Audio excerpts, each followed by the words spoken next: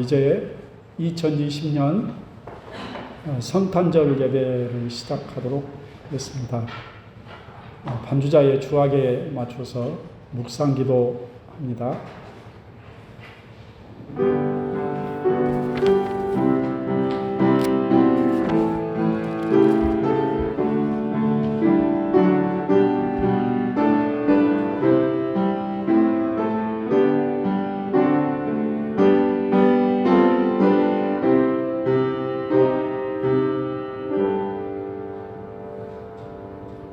한 아기가 우리에게 낳고 한 아들을 우리에게 주신 바 되었는데 그의 어깨에는 정사를 메었고 그의 이름은 기묘자라 모사라 전능하신 하나님이라 영존하시는 아버지라 평강의 왕이라 할 것입니다. 그 정사와 평강의 더함이 무궁하며 또 다윗의 왕자와 그의 나라에 군림하여 그 나라를 굳게 세우고 지금 이후로 영원히 정의와 공의로 그것을 보존하실 것이라 만군의 여호와의 열심히 이를 이루시리라. 아멘. 자비롭고 거룩하신 살아계신 하나님 아버지, 귀하신 하나님의 은혜와 사랑을 감사로 드립니다. 이렇게 저희가 또 성탄절 예배를 드릴 수 있도록 축복해 주셔서 참으로 감사를 드립니다. 이 땅에 우리의 구원자로 예수님을 보내셨고 수많은 사람들을 구원하여 하나님의 백성으로 삼으셨던 아버지, 온 세계가 코로나 바이러스로 인하여 함께 모여 하나님 앞에 마음껏 찬양하며 경배하며 축하해야 될 이 시간에 저희가 다 그렇게 하지 못하고 또 영상을 통해서 예배를 드리는 사랑하는 성도들도 있습니다. 저들이 어느 곳 어디에서 예배를 드리든지 성령님께서 그들 가운데 충만히 임재하셔서 하나님의 영광을 나타내 보여 주옵소서. 이렇게 우리 아버지 하나 오신 우리 주님을 축하하며 함께 성탄절 예배를 드리오니 하나님 이 예배 가운데도 성령님이 함께 해주시기를 간절히 바랍니다. 아버지, 우리의 마음과 우리의 정성을 모아 하나님을 경배하고 찬양하오니 하나님의 영광을 홀로 받아 주시옵소서. 예수님의 이름으로 감사드리며 간절히 기도 올립니다. 아멘. 찬송가 95장을 찬송을 하겠습니다.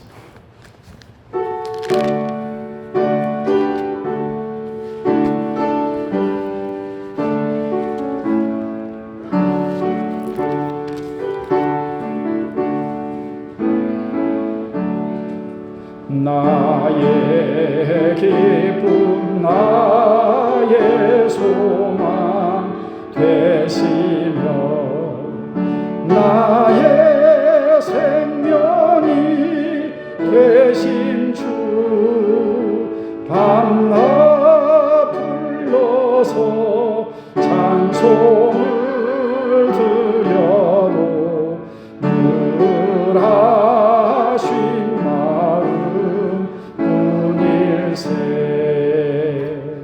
나의 사모하는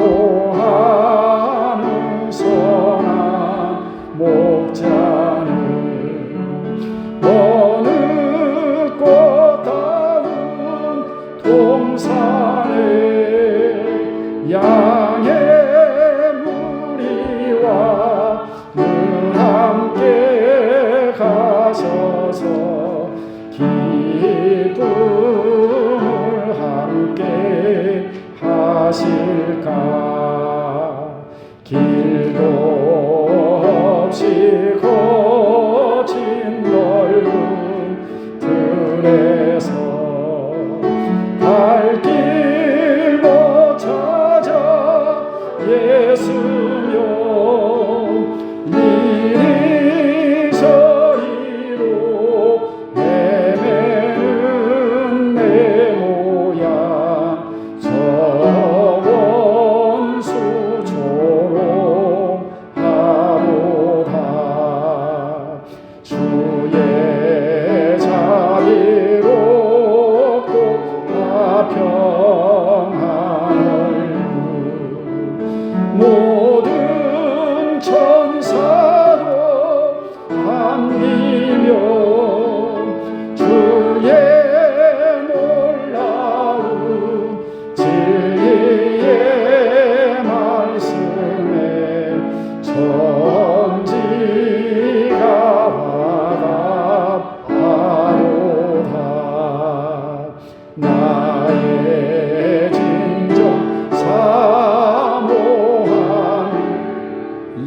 예수님 음성조차도 반갑고 나의 생명과 나의 참 소망은 오직 주 예수 뿐일세. 아멘.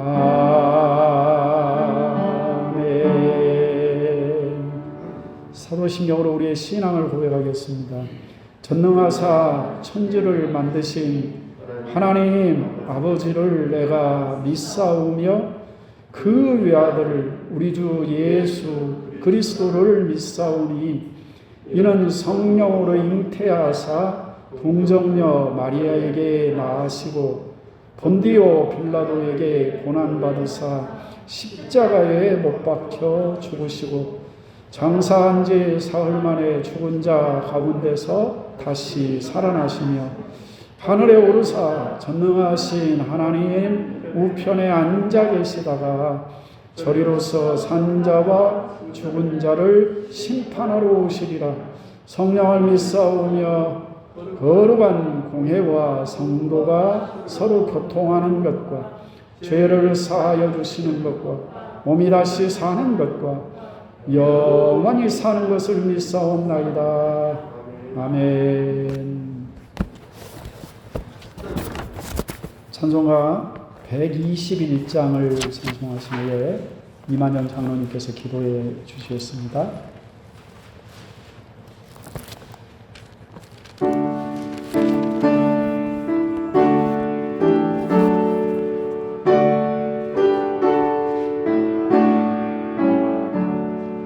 우리 구주 나신 날 목자 영광 볼 때에 전사 찬송하는 말 예수 과연 나셨네.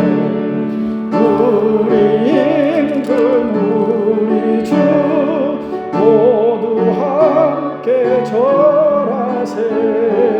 예수 그리스도 우리 주 베들레헴 나셨네.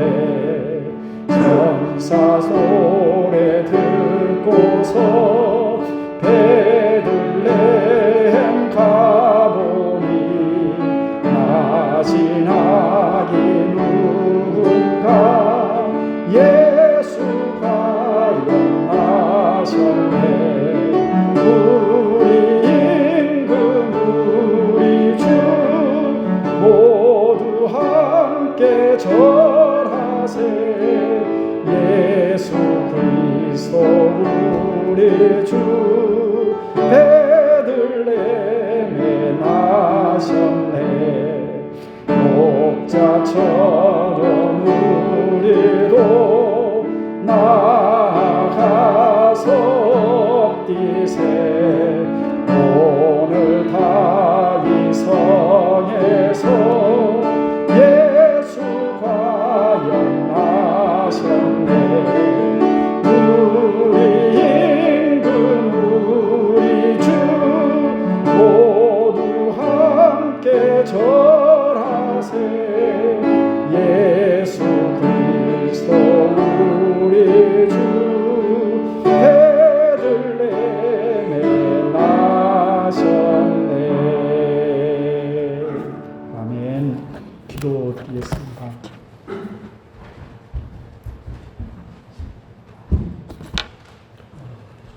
사랑과 은혜가 풍성하신 아버지 하나님, 주님의 은혜와 사랑을 감사합니다.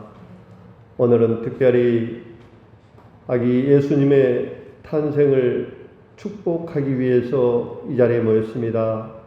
아버지 하나님, 우리가 드려지는 이 예배 가운데 천하고 누추한 곳에서 우리를 구원하기 위해 태어나신 예수님을 생각하며 많은 사람들이 예수님의 탄생을 향락과 쾌락에 물들고 있는 이때 아버지 하나님, 믿음의 자녀들 구별된 삶으로 말미암아 아버지 앞에 영광 돌리시도록 인도해 주신 걸 감사드립니다.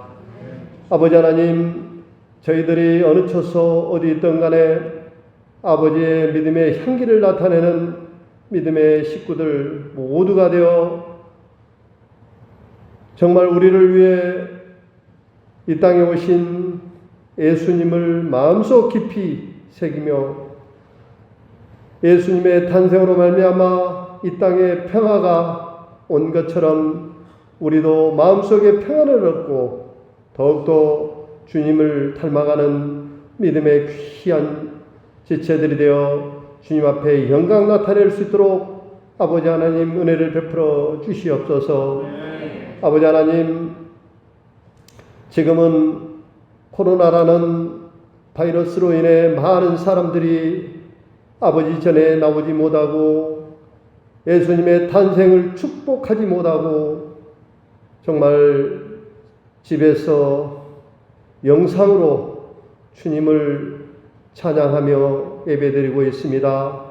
아버지 하나님, 저희들이 비록 주님 전에 나와 아버지를 찬양하지는 못할지라도 저희들의 마음의 중심을 보시고 저희들이 드려지는 예배 가운데 예수님의 탄생의 평화가 저희들 가운데 거하게 하여 주시옵소서. 아버지 하나님, 코로나가 속히 물러나게 하시고 코로나로 인해 힘들어하는 많은 사람들이 있습니다.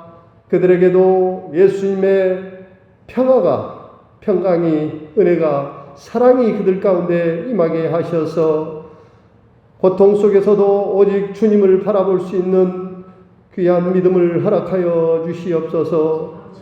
아버지 하나님, 주님께서 저희들에게 말씀하셨던 것처럼 저희들도 주님의 마음을 닮아가기를 원하오니 아버지 하나님, 저희들의 마음을 주관하여 주시고 저희들의 마음이 오직 주님을 향한 믿음의 향기 나타내는 믿음의 자녀가 될 수 있도록 저희들의 주관하여 주시옵소서.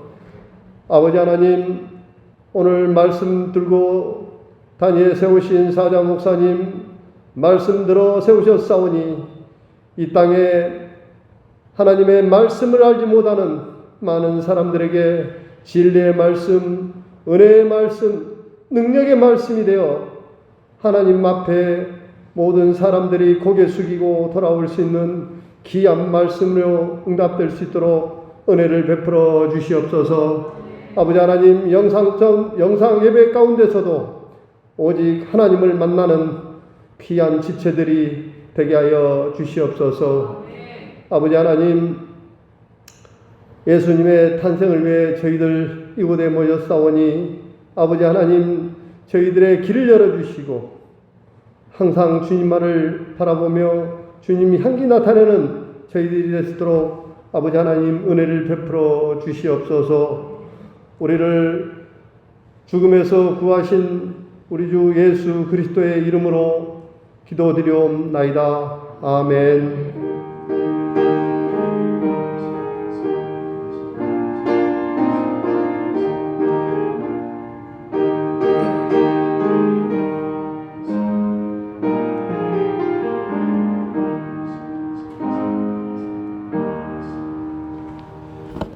오늘 하나님의 말씀은 마태복음 2장 1절로 6절을 봉독해 올리겠습니다.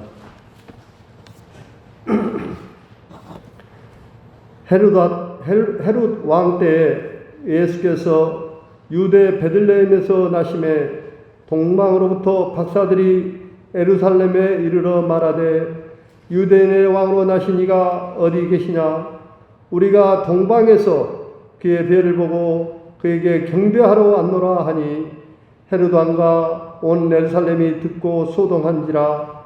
왕이 모든 대제사장과 백성의 서기관들을 모아 그리스도가 어디서 나겠느냐 물으니 이르되 유대 베들레헴이오니 이는 선지자로 이렇게 기록된 바 또 유대 땅 베들레헴아 너는 유대 고을 중에서 가장 작지 아니하도다. 내게서 한 다스리는 자가 나와서 내 백성 이스라엘의 목자가 되리라 하였음이니이다. 아멘.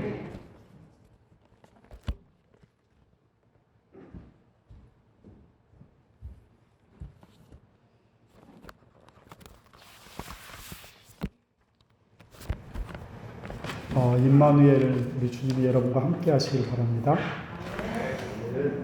신약 성경의 맨 첫 번째 책이 마태복음입니다. 성경에 기록된 순서로 보면 마가복음이 맨 먼저 기록됐고 요한복음이 맨 나중에 기록되었다라고 보는 것이 일반적이고 보편적인 신학자들의 견해입니다. 사실은 정확히 알 수는 없습니다. 그래서 어떤 학자들은 마가복음이 먼저가 아니라 사실은 마태, 마가, 누가, 요한 이 순서가 맞다라고 그렇게 이야기하는 사람도 있습니다. 아무튼 신약성경 맨 앞에 나오는 책이 마태복음이고, 여러분 마태복음 1장 1절이 어떻게 시작되는지 아십니까? 이렇게 시작을 합니다. 아브라함과 다윗의 자손 예수 그리스도의 계보라, 그렇게 시작을 했습니다. 그리고 마태는 아브라함으로부터 시작해서 마태복음 1장 16절에 야곱은 마리아의 남편 요셉을 낳았으니 마리아에게서 그리스도라 칭하는 예수가 나시니라, 그렇게 말씀을 하고, 1장 17절에 있는 말씀을 보면 그런즉 모든 대수가 아브라함부터 다윗까지 14대요 다윗부터 바벨론으로 사로잡혀갈 때까지 14대요 바벨론으로 사로잡혀간 후부터 그리스도까지 14대더라 라고 그렇게 친절히 설명을 해놓았습니다.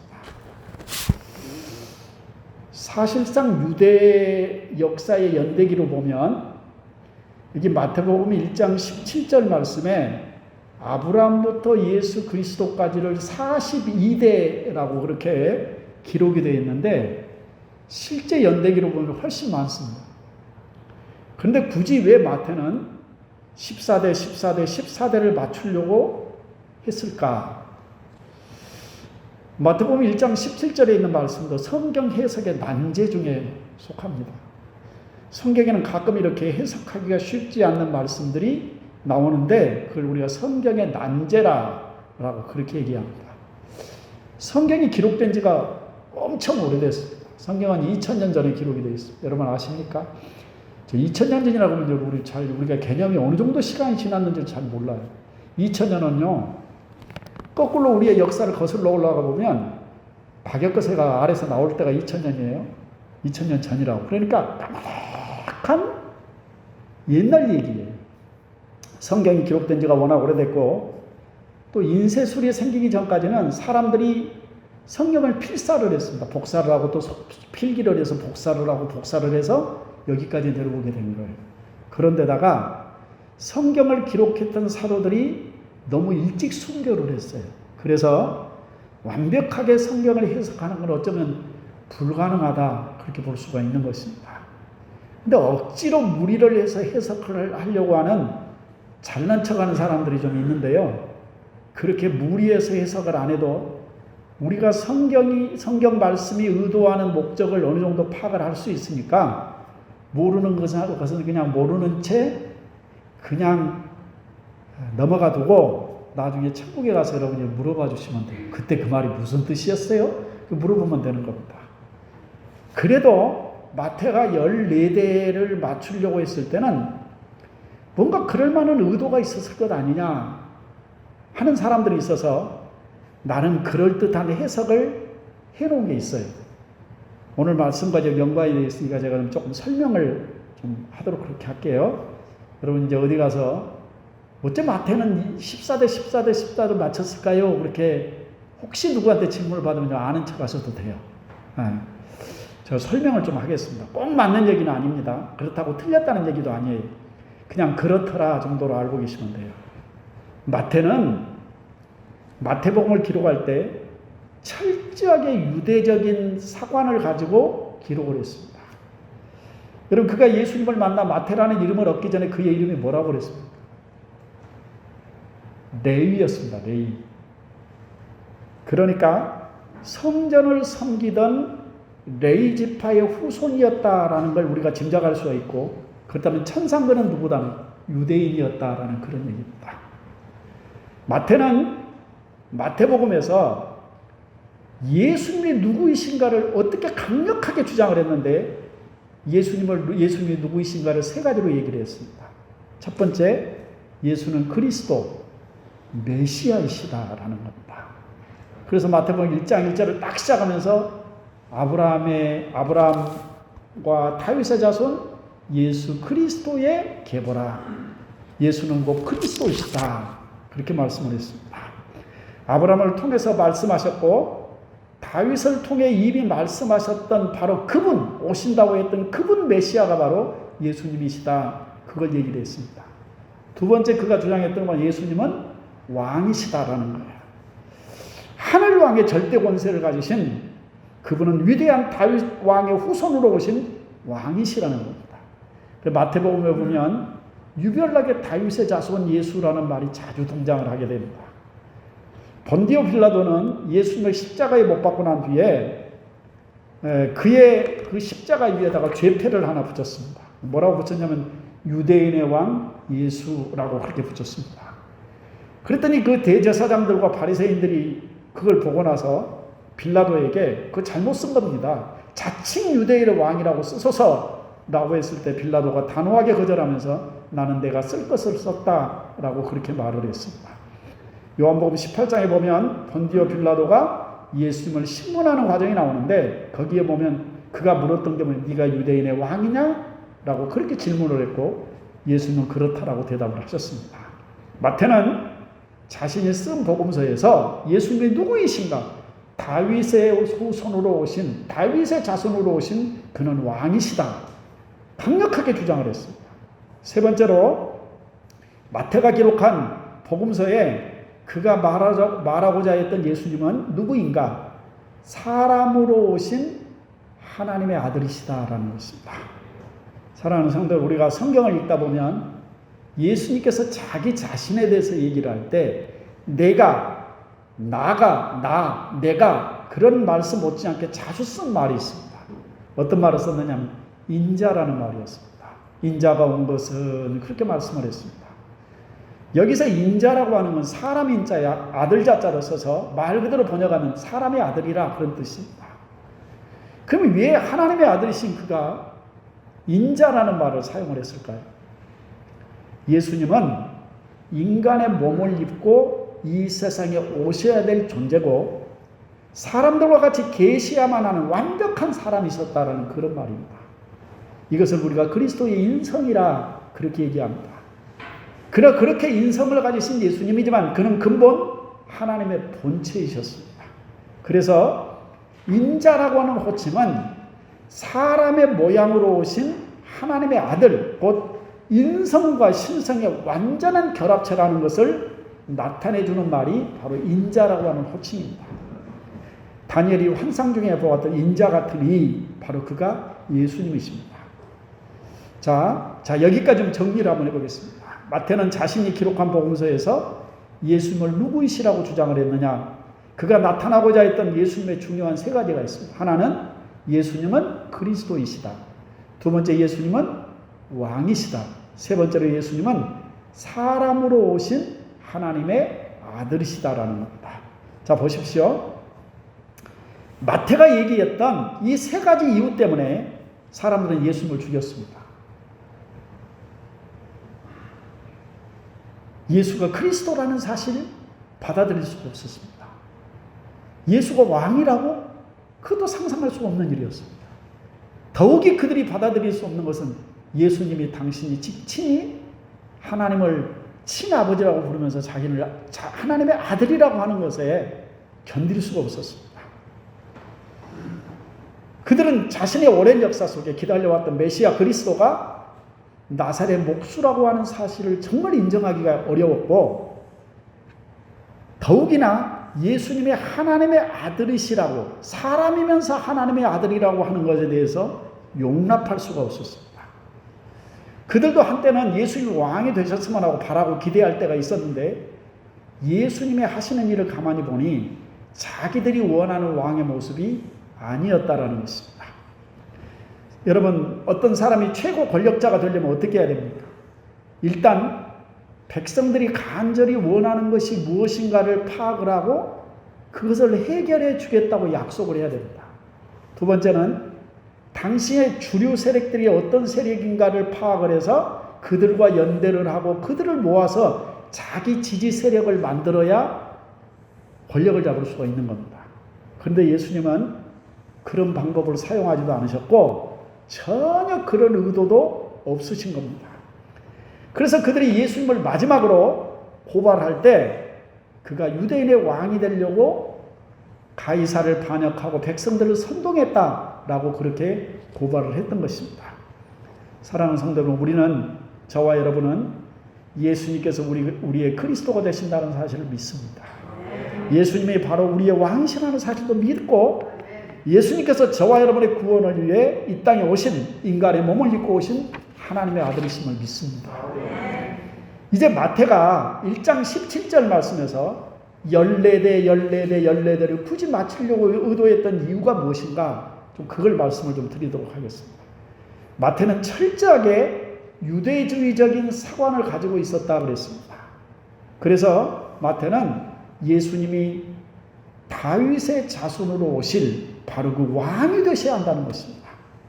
그걸 강조적으로, 아주 강조해서 설명하고자 하는 의도적인 기록으로 14대라고 이렇게 표기를 했습니다. 유대 사람들은 숫자를 표기할 때 자기들의 문자에 있던 히브리어 알파벳을 가지고 숫자를 표기를 했습니다. 나중에 그들이 헬라어를 사용할 때도 마찬가지였습니다. 여러분, 우리가 보고 있는 대부분의 신약 성경은 당시의 사람들이 보편적으로 사용했던 헬라어라는 언어를 사용해서 성경을 기록을 했습니다. 그런데 우리가 흔히 처음과 나중을 얘기할 때 뭐라고 얘기합니까? 알파와 오메가라는 얘기를 합니다. 그 알파는 헬라어의 맨 첫 글자고 오메가는 헬라어의 맨 마지막 글자입니다. 그렇게 해서 숫자를 표기하는 어떤 문학적인 표현이 바로 그들의 알파벳이 있었습니다. 그런데 그런 식으로 다윗이라는 이름을 숫자로 표기를 해봤더니 그 숫자가 14가 나오는 겁니다. 그래서 예수님은 다윗의 왕권을 가지신 바로 왕으로 오신 분이 맞다라는 걸 강조하기 위해서 14대 그렇게 표현을 했다는 겁니다. 이게 신학자들 얘기입니다. 듣고 보니까 그럴듯합니다. 오늘 우리가 읽은 본문에 있는 말씀을 보면 예수님께서 이 땅에 태어나실 때에 예루살렘에서 일어났던 큰 소동에 대한 말씀입니다. 동방의 박사들이 예수님을 경배하려고 먼 길을 왔습니다. 페르시아에서 점성술을 연구하던 학자들이었다라고 그렇게 얘기를 합니다. 당시에는 별의 흐름이 이 땅의 운명을 좌우한다고 믿는 그 점성술이 아주 유행을 했을 때입니다. 뭐 그런 신화들은 동서양에 많이 나오지 않습니까? 믿을 만한 것은 아닙니다. 그러나 이 시대에도 점성술이 존재를 해요. 점성술은 하나님께서 이 세상의 역사를 주도해 가신다는 사실을 믿지 않는 사람들이 만들어낸 미신 같은 겁니다. 아무튼 이 동방 박사들은 지금까지 그들이 보지 못했던 밝은 별 하나가 나타난 것을 보고 뭔가 역사에 놀라운 왕이 태어났다라고 하는 사실을 그들은 알았습니다. 오늘 본문 7절에 있는 말씀을 좀 먼저 한번 보시기 바랍니다. 7절 말씀 보면 이에 헤롯이 가만히 박사들을 불러 별이 나타난 때를 자세히 묻고 그랬습니다. 그러니까 새로운 별이 나타났다, 그런 얘기입니다. 그렇죠? 9절 말씀에 보면 이런 말씀이 나옵니다. 박사들이 왕의 말을 듣고 갈새 동방에서 보던 그 별이 문득 앞서 인도하여 가다가 악이 있는 곳 위에 머물러 서 있는지라 그들이 별을 보고 매우 크게 기뻐했다라는 말씀이 나옵니다. 그리고 그들이 예수님 앞에 예물을 드리고 난 후에 12절에 있는 말씀 보면 그들은 꿈에 헤롯에게로 돌아가지 말라 지시하심을 받아 다른 길로 고국에 돌아가니라 라는 말씀이 나옵니다. 그러니까 정리를 좀 해보면 유대 땅에 세상의 역사를 바꾸게 될 왕이 태어나셨다는 거예요. 그리고 왕으로 나신 예수님께 합당한 예물을 드리게 하기 위해서 하나님께서 그 모든 일들을 그에게 나타내시고 그들을 주도하셨다라는 사실을 우리가 보게 됩니다. 꿈에 지시하심을 받았다라는 말이 나옵니다. 누가 지시를 했겠어요? 하나님께서 야 헤롯 만나러 가지 말고 그냥 가거라 뭐 그렇게 지시를 했겠죠. 가만히 오늘 말씀을 제가 한번 생각을 해보면서요.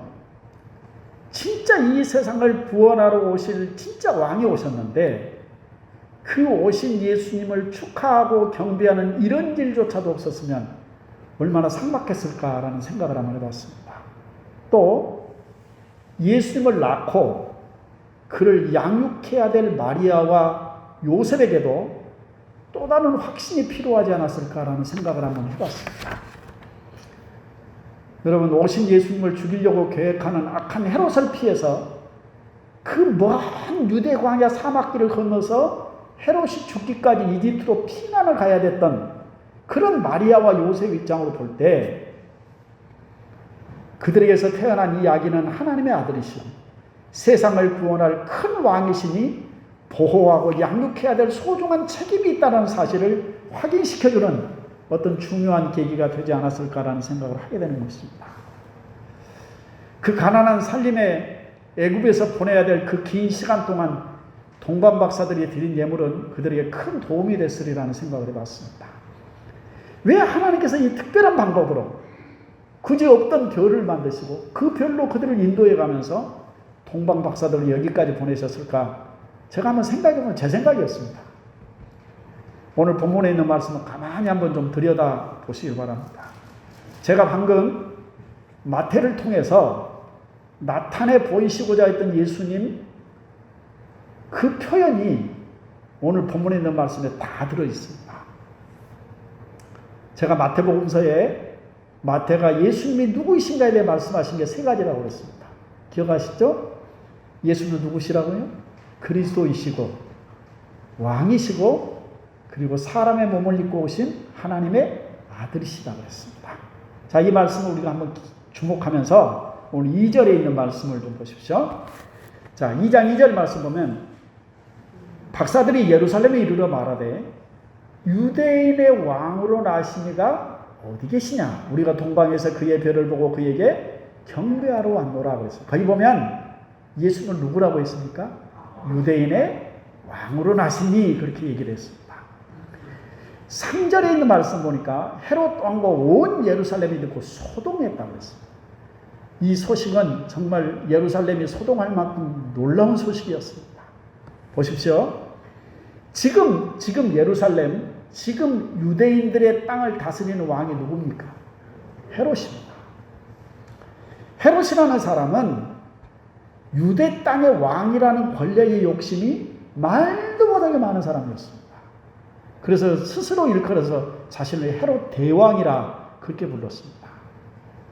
왜 그렇게 그가 유대인의 왕이라고 하는 사실에 대한 권력의 욕심이 컸느냐 그러면요.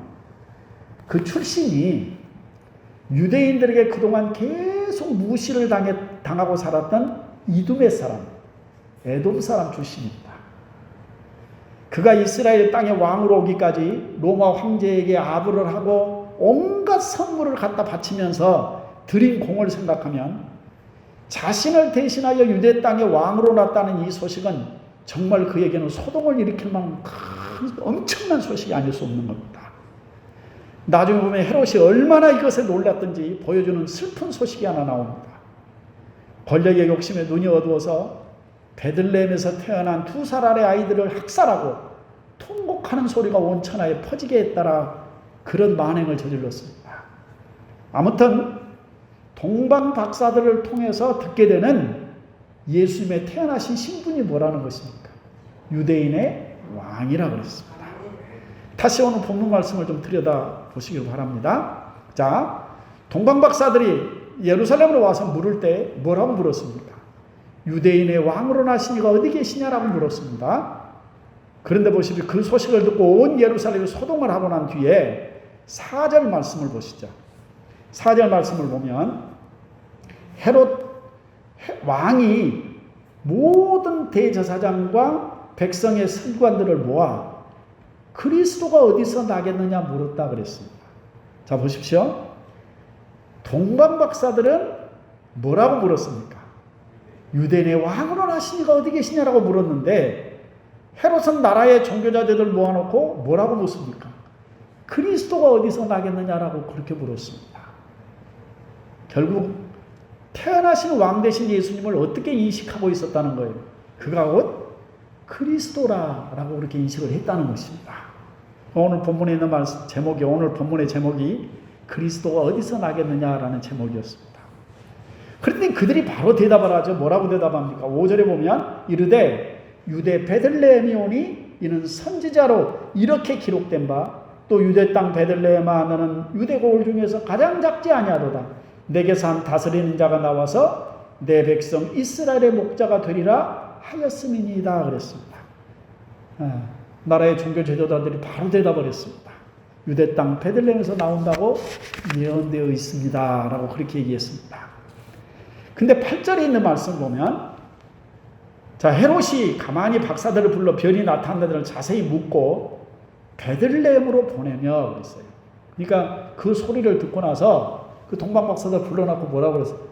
베들레헴에 있단다. 그래서 베들레헴으로 보내는 겁니다. 보내며 이르되 가서 아기에 대하여 자세히 알아보고 찾거든 내게 구하여 나도 가서 그에게 경배하게 하라 그랬습니다. 아기에 대하여 자세히 알아보고 그랬습니다. 사실은 이 경배하기 위해서 그런 게 아니라 뭐 하려고 그랬겠어요? 죽이려고 그랬습니다. 그런데 이 보니까 아기가 태어났다는 것입니다. 어디에서? 베들레헴에서. 그러니까 그리스도는 하늘에서부터 천사처럼 짜잔하고 나타나는 게 아니라 우리와 똑같은 인간의 몸을 입고 뭘로 오셨다는 겁니다. 아기로 이 세상에 오셨다는 것입니다. 그런데 그렇게 아기로 오신 그 예수님은 왕이시고 그리스도이시고 성령으로 잉태되어 오신 하나님의 아들이시다라는 그런 말씀입니다. 그는 분명히 예루살렘에서 베들레헴에서 태어나셨습니다. 그런데 우리가 가만히 보면 그 부모가 다 갈릴리에서 살고 있었는데 어떻게 베들레헴에서 태어나게 되었을까? 그 과정에 대해서는 누가복음에 아주 자세히 설명을 해놨습니다. 자, 우리가 이런 생각을 한번 해봤습니다. 왜 그냥 갈릴리 그 동네에서 태어나시면 안 되는 것일까? 굳이 베들레헴에서 꼭 태어나셔야만 했을까? 호적하는 사람들이 너무 많아서 들어갈 여관조차도 없어서 마국간에서 나셨다는데. 근데 예수님은 베들레헴에서 태어나셔야 합니다. 왜냐하면 구약 성경에 이미 베들레헴에서 태어나시기가 바로 그리스도라고 예언되어 있기 때문에 그러는 겁니다. 마태는 이 예루살렘에서 베들레헴에서 있었던 역사적 사실을 아주 분명하게 기록을 해놓았습니다. 거기다가 덧붙여서 여러분 마태복음 2장 22절에 있는 말씀, 23절이라는 말씀 보십시오. 2장 22절 보면 그러나 아켈라오가 그의 아버지 헤롯을 이어 유대의 임금됨을 듣고 거기로 가기를 무서워하더니 꿈에 지시하심을 받아 갈릴리 지방으로 떠나가 나사렛이란 동네에 가서 사니 이는 선지자로 하신 말씀에 나사렛 사람이라 칭하리라 하심을 이루려 하심이니라. 아주 더 자세하게 예수님께서 왜 나사렛이라는 동네에 사셨는지를 또 덧붙여서 설명을 해놨습니다. 자, 예수님의 주로 활동하셨던 사역지가 어디입니까? 갈릴리 지역입니다. 왜 예수님께서 나사렛 예수라는 이름으로 불리게 되었는지 그 과정까지를 아주 자세하게 설명을 해놨습니다. 사랑하는 성도분, 이런 여러 가지 과정들을 통해서 예수님이 베들레헴에서 나셔야 되는 것은 유대인들이 예수님을 다윗의 자손으로 그리고 오실 왕으로 그리고 그리스도로 인정하는데 아주 중요한 요소입니다. 여러분, 우리가 그 사실을 알아야 됩니다. 나중에 예수님께서 행하셨던 그 모든 일들이 그리스도로 오셔서 하시는 일이라는 사실을 사람들이 알게 됐습니다. 유대인들이 이제 이런 질문을 하게 됩니다. 이 요한복음 7장입니다. 그럼 요한복음 7장 40절에 있는 말씀을 좀 잠깐 찾아서 보시기 바랍니다. 요한복음 7장 40절. 일단 40절을 펴놓으시고 제가 설명을 좀 해보겠습니다. 예수님께서 초막절이라고 하는 명절에 예루살렘으로 올라오셔서 사람들에게 말씀을 전하기 시작을 했습니다. 그게 37절입니다. 명절 끝날 곧 큰 날에 예수께서 서서 외쳐 이르시되 누구든지 목마르거든 내게로 와서 마시라. 나를 믿는 자는 성경의 이름과 같이 그 배에서 생수의 강이 흘러나오리라. 주님께서 말씀을 전하기 시작한 겁니다. 그랬더니 40절에 보니까 이 말씀을 들은 무리 중에서 어떤 사람은 이 사람이 참으로 그 선지자라. 이 그 선지자라고 하는 것은 모세가 예언했던 바로 그 선지자를 얘기하는 겁니다. 메시아를 지칭하는 말입니다. 이 그라는 말을 빼면 안 됩니다. 어떤 사람은 이 사람이 참으로 그 선지자라 하며, 어떤 사람은 그리스도라 하며, 어떤 이들은 그리스도가 어찌 갈리에서 나오겠느냐. 성경에 이르기를 그리스도는 다윗의 씨로 다윗이 살던 마을 베들레헴에서 나오리라고 하지 아니하였느냐 하면서 예수님으로 말미암아 무리 중에 쟁론이 일어났다라는 말씀이 나옵니다. 그렇죠? 그 예수님이 유대 땅 베들레헴에서 나셔야 되는 이유가 바로 거기 있었던 겁니다. 사랑하는 성도들, 그리스도가 어디서 나겠느냐? 예언되어진 대로 다윗의 씨로 다윗의 동네 예루살렘에서 나셨습니다. 그런데 그 사실을 분명히 알면서도 경배하러 가지 않은 사람들이 있었습니다. 분명히 예언되어진 역사대로 이루어졌는데 그 아기 예수를 찾아 죽이려고 하는 사람도 있었습니다. 그들이 누굽니까? 무엇이 그들을 그렇게 만들었습니까? 지식으로만 알고 있는 종교인들이었습니다. 세상 권력에 눈이 어두워서 자기 자리만 보존하려고 했던 사람들이 바로 그 사람들이었습니다. 베들레헴에서 태어나신 그 아기는 저와 여러분에게 왕이 되시고 그리스도이시며 세상을 구원하러 오신 하나님의 아들 성자 하나님이십니다. 그 사실을 믿는 자가 구원을 받는 것입니다.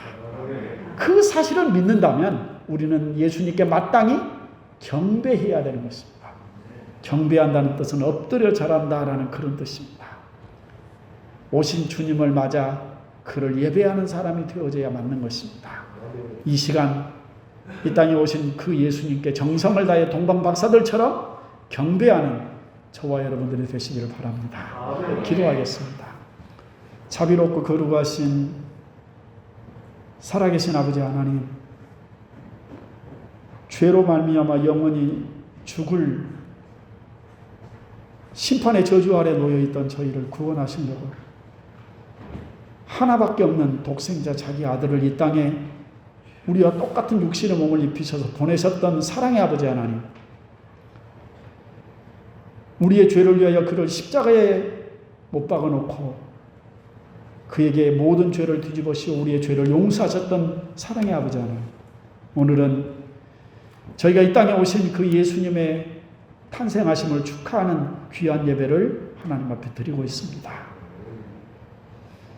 예수님이 2000년 전에 이 땅에 오셨을 때 예수님이 베들레헴에 태어나셨다라는 사실을 알고 있었던 사람들이 있었습니다.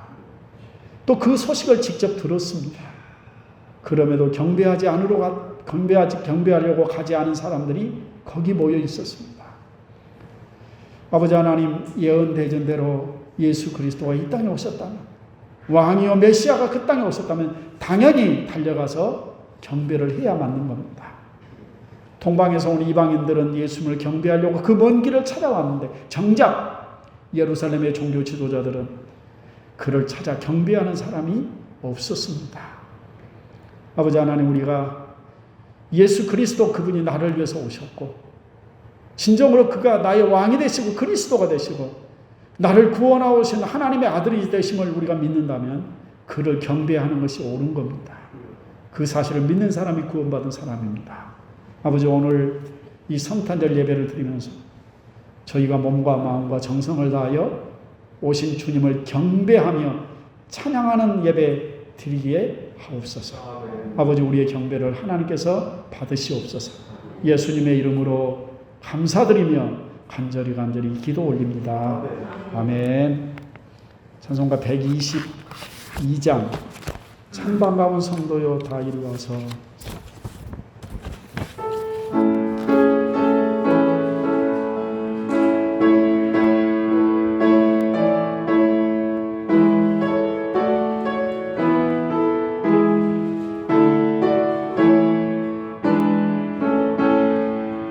참 반가운 성도여 다 이리 와서 베들레헴 성 안에 가봅시다.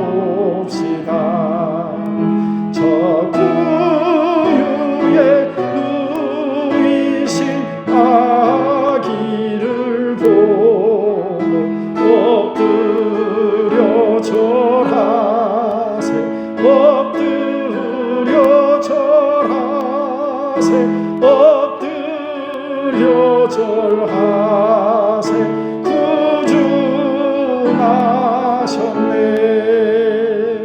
저 천사여 찬송 높이 불러서 이 광활한 천지에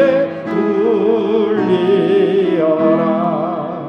주 하나님 앞에는 영광을 돌려 엎드려 절하세 엎드려 절하세 엎드려 절하세 구주 나셨네.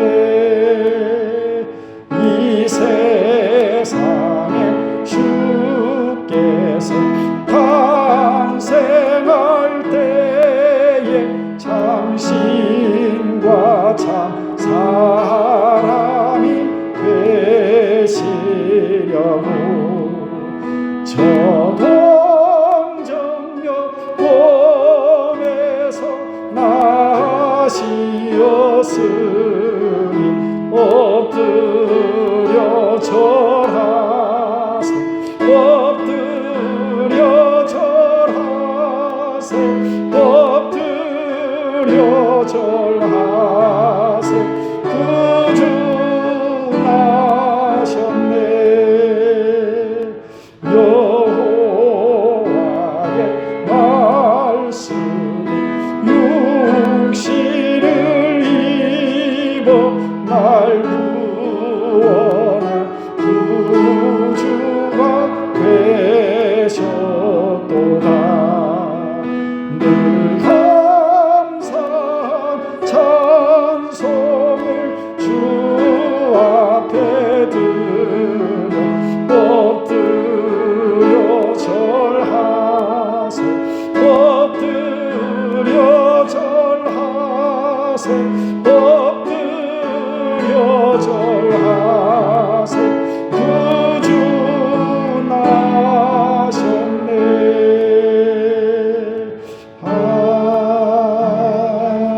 아멘. 광고 말씀을 드리도록 하겠습니다. 우리가 성탄절이 되면 성탄 축하의 밤 행사도 해야 되고 성탄절 예배도 다 함께 모여서 정말 즐거운 성탄절을 보여야 될 것인데 형편이 그렇지가 못합니다. 예배할 수 있는 인원도 20명으로 제한했으면 좋겠다라는 그런 제안을 했습니다. 우리가 올해 성가대도 그렇게 성탄절 또 특송도 준비하고 막 그랬는데 참 안타까운 일이 아닐 수 없습니다. 많이 똘똘 모아놨다가 내년 성탄절은 큰 잔치를 좀 했으면 좋겠습니다. 내년 성탄절은 훨씬 더 풍성하게 잔치를 준비해서 큰 축제의 잔치를 한번 열도록 그렇게 했으면 좋겠습니다. 이제 백신 접종이 외국에서는 이미 시작됐고 우리에게도 조만간에 아마 그 일이 이루어질 것 같습니다. 그러나 그렇게 치료제가 완전히 나오고 또 백신이 나오기 전까지 우리가 조심을 하며 조심조심 가야 할 수밖에 없습니다. 이제 터널의 끝에 왔다, 빛이 보이고 있다라고 생각하시고 조금만 더 우리가 조심하고 조금만 더 주의하면 우리는 코로나를 극복할 수 있습니다. 거리두기 좀 두시고 마스크는 반드시 착용하시고 어디를 가든지 손소독은 반드시 하셔야 합니다. 저는 어디 화장실 갔다 오면 꼭 손소독을 합니다. 누가 그 화장실에 손잡이를 잡았는지 모르니까 그렇게 여러분 개인 방역을 좀 철저하게 해주셔서 이 코로나의 피해자가 우리 성도들 중에는 한 명도 없게 되기를 간절히 바랍니다. 제가 지난 주일날 설교할 때 뱀같이 지혜롭고 비둘기같이 순결하라 그런 말씀을 드렸는데 그런 지혜가 지금 필요하지 않겠냐라는 생각을 하게 됩니다. 아무튼 임마누엘 하신 우리 주님께서 여러분의 가정 가운데 또 여러분 가운데 함께 하시기를 주의 이름으로 축복합니다. 축도하고 예배를 마치도록 하겠습니다. 이제는 이 땅에 우리를 위해 인간의 몸을 입고 가장 낮은 곳에 오셨던 우리 주 예수 그리스도의 그 크신 은혜, 하나밖에 없는 독생자를 우리의 구원을 위해 보내주셨던 우리 아버지 하나님의 그 지극하신 사랑하심과 지금도 우리의 연약함을 아시고 때를 따라 도우시는 성령님의 위로하시고 교통하여 주심의 귀한 역사가 오늘 성탄절 예배를 드리는 사랑하는 성도들 머리 위에 저들의 가정들 위해 저들의 자녀들 위해 허락하신 사업과 직장들을 위해 이로부터 영원까지 함께 있을지어다. 아멘.